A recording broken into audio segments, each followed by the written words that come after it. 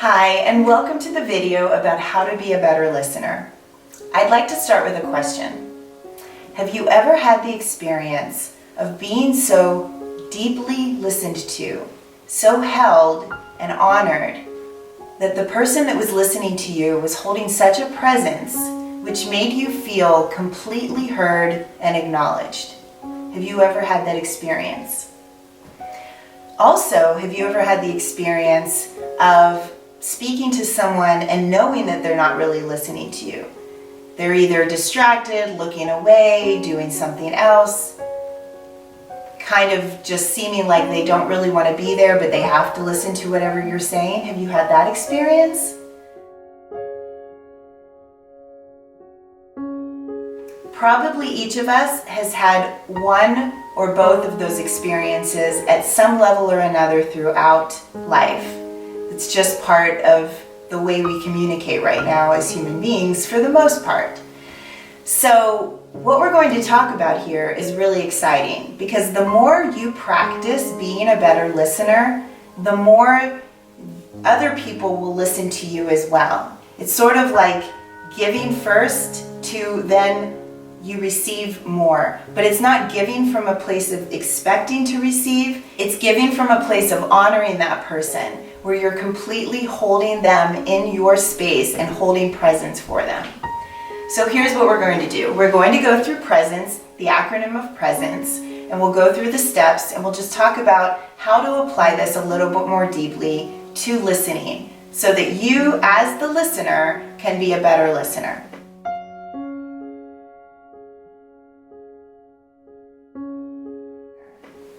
So let's start with a scenario.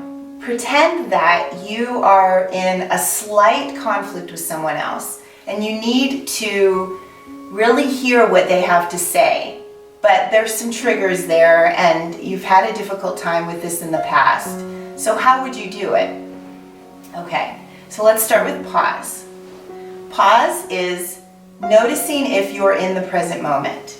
Because if you're not in the present moment and you get caught in your ego and in defensiveness, it's going to be really difficult to listen.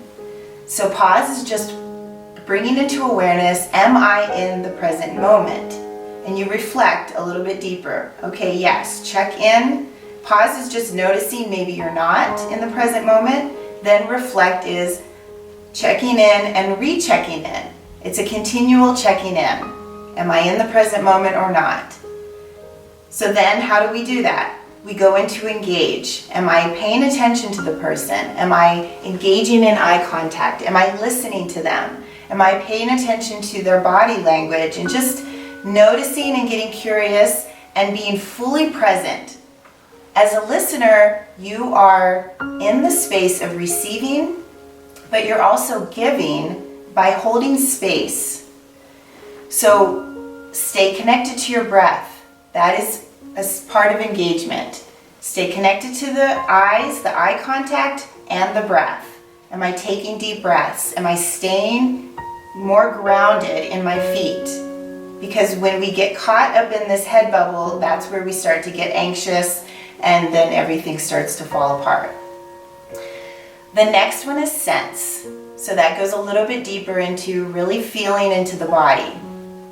Am I sensing my feet on the ground?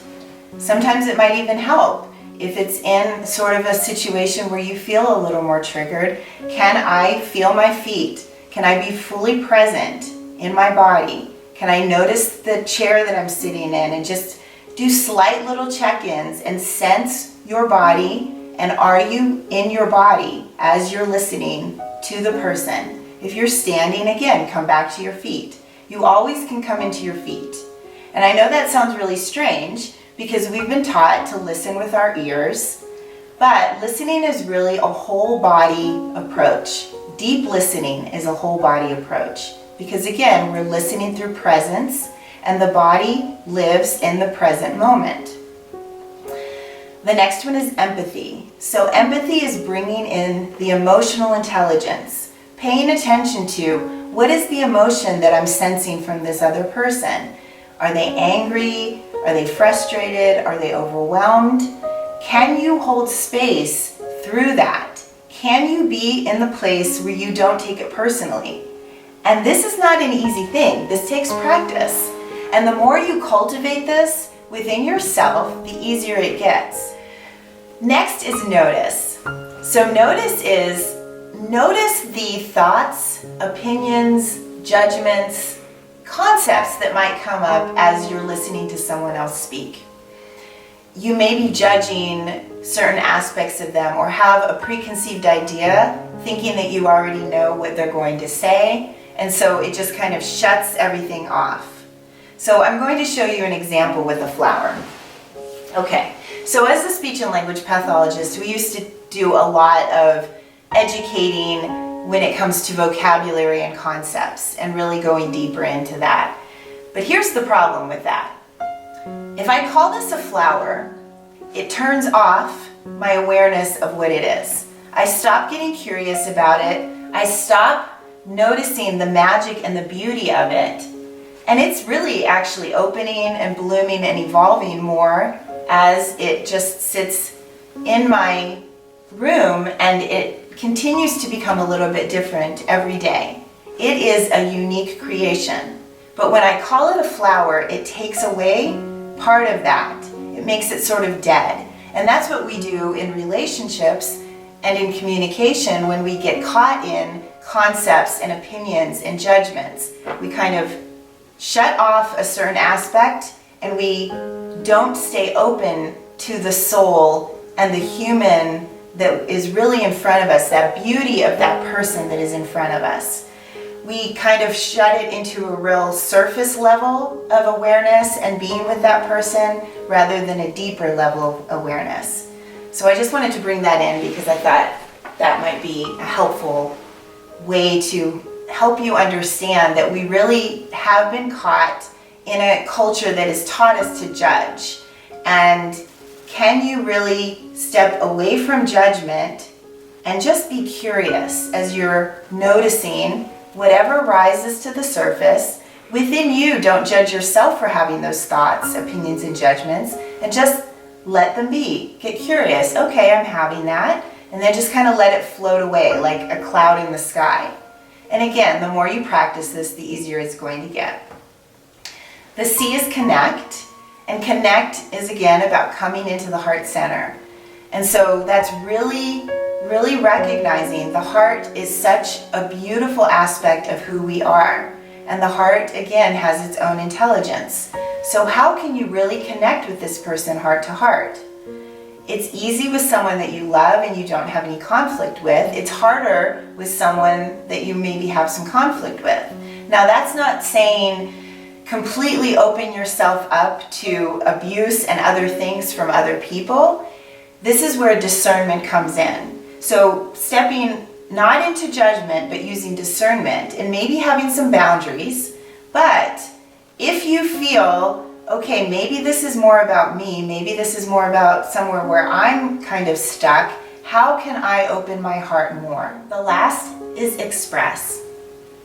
Expression is really about when you're communicating with someone, how do you go deeper into reflecting back everything that you just experienced from holding space with them and listening to them with present moment awareness.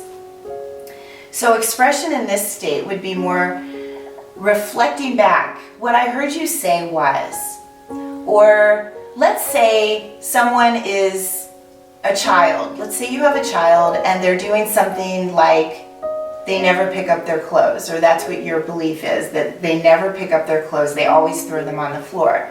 You could say, I'm so angry at you because you never pick up your clothes. Why do you never pick up your clothes? You're so lazy, you're so this, you're so that.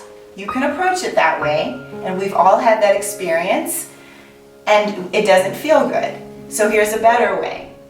You could say, when your clothes are on the floor, it makes me feel overwhelmed, anxious, nervous, because I feel better, I feel more calm and peaceful when everything is clean and picked up. So that's just an idea. There's so many different nuances to this, and expression is such a huge part of communication and listening.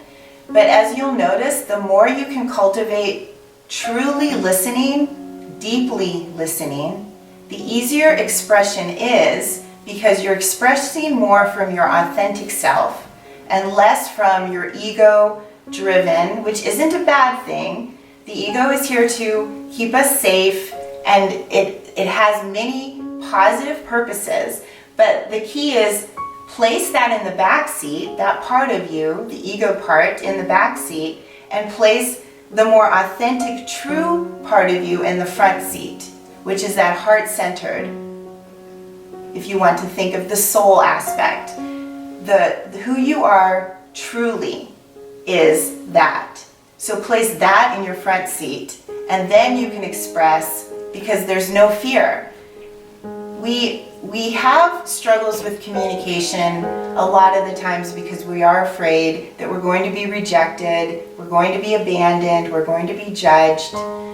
But I promise you, the more that you practice this, first within yourself and then in relationships with others, the easier it's going to get. And the more you are going to be able to discern the people that are good for you to have in your life, and maybe certain other people that maybe you should have some boundaries with.